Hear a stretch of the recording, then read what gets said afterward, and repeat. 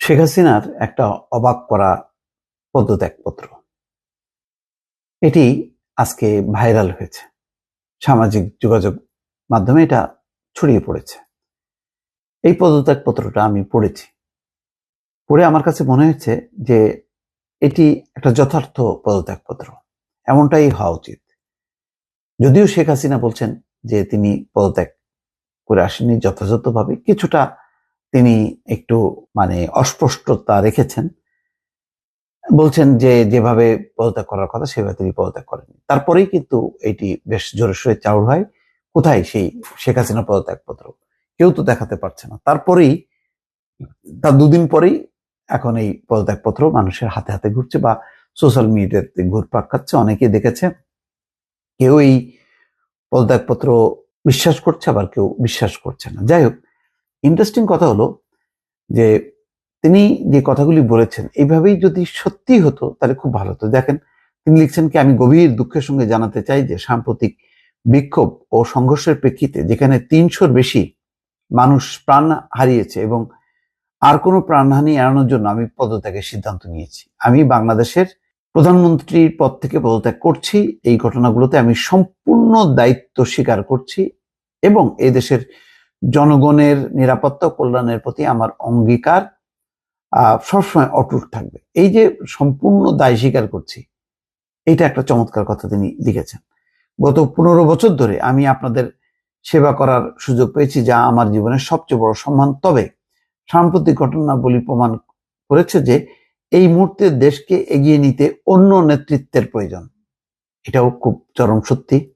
আমি আশা করি আমার পদত্যাগ বাংলাদেশের উন্নয়নের নতুন পথ খুলে দেবে এবং শান্তিপূর্ণ প্রতিষ্ঠিত হবে। আলহামদুলিল্লাহ, এটা খুব ভালো বলেছেন।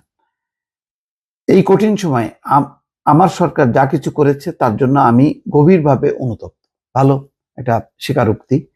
আমি সব বাধ্যবাধকতা মেনে নিচ্ছি এবং এই সিদ্ধান্ত বাংলাদেশের বৃহত্তর স্বার্থে নিয়েছি।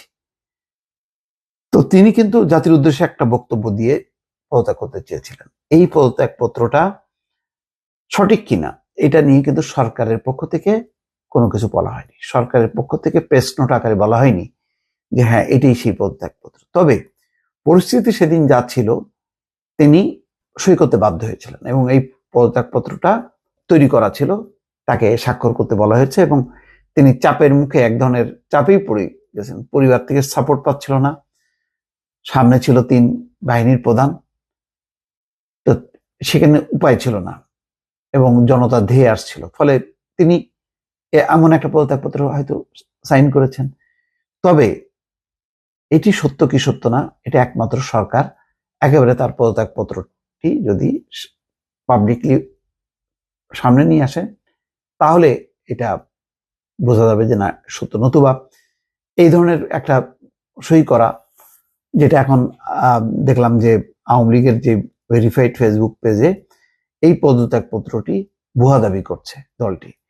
আওয়ামী লীগের পক্ষ থেকে বলা হয়, দেশের টিভি চ্যানেলের ফেসবুকে এরকম অপরিপক্ক এডিটেড কোনো পদত্যাগপত্র প্রকাশ এটি দৈন্যতা মাত্র। পোস্টে বলা হয়, পদত্যাগপত্রে এখনো মুজিব বর্ষ লোগো লাগিয়ে রেখেছে। এই মুজিব বর্ষ 2021 সালের শেষ। এছাড়া ভুয়া এই পদত্যাগপত্রটি অত্যন্ত অস্পষ্ট। পদত্যাগপত্রের ভাষায় যা মন চায় তা লিখে পাবলিশ করা হয়েছে। কেন? ভালো তো, উনি তো দায় স্বীকার যদি করে থাকে করাই তো উচিত। যে এই অপরাধ করছে এটা তো অমার্জনীয়। গণঅভ্যুত্থানে এই মানুষের যেই হতাহত হয়েছে এটা দায় নেবে না? নিতে হবে। জাতিসংঘ তদন্ত করতেছে, খবর আছে, বললাম তো খবর আছে। জাতিসংঘ সব পই পই করে বের করবে কোথায় কি করছে, কার নির্দেশে কিভাবে হয়েছে। যাই হোক, এটা একটা হয়তো ফেক হইতে পারে, কিন্তু লেখাগুলি খুব ভালো, পছন্দ হবে। আর এটা যদি সরকার এটাই যদি শেষ পর্যন্ত সামনে নিয়ে আসে, বলে যে এটাই সেটা, তাহলে তো এই ব্যাপারে আর কোনো সন্দেহ নেই, তখন আওয়ামী লীগের অভিযোগটা উড়ে যাবে। তো তিনি যে জাতির উদ্দেশ্যে ভাষণ দিতে চাইছিলেন, তো তখন ওখানে কি বলতেন যে এই গণঅভ্যুত্থান অবৈধ, এইভাবে বিক্ষোভ করা ঠিক না, আমি নির্দেশ দিচ্ছি এদেরকে হটানোর জন্য, আমি চলে যাচ্ছি, আবার দেখা হবে, এভাবে তার দায়িত্বই তো স্বীকার করাই উচিত ছিল। এবং তখন যে পরিস্থিতি, সামরিক কর্তৃপক্ষ যদি মনে করত যে তার একটা উপযুক্ত ভাষণ দেওয়া উচিত, তাহলে সেইভাবেই ভাষণ দিত, যেইভাবে লিখে দিত ওইভাবেই পড়তে হতো, অত ফুটানি করে লাভ নেই। এখন কোথায় আছে, কোথায় গেল সেই সব ফুটানি? তো মনে হচ্ছে খুব আত্মসম্মান লাগছে যে দায় স্বীকার করছে, খুব মানে একটা ইয়ে করছে। দায় তো স্বীকার করতে হবে, আজও কালো তাকে তো হয় দেশে না হয় বিদেশের আদালতে দাঁড়াইতে হবে না, এই হত্যার দায় নিতে হবে না, আন্তর্জাতিকভাবে তো এটার তদন্ত চলছে। দর্শক ভালো থাকবেন, আল্লাহ হাফেজ।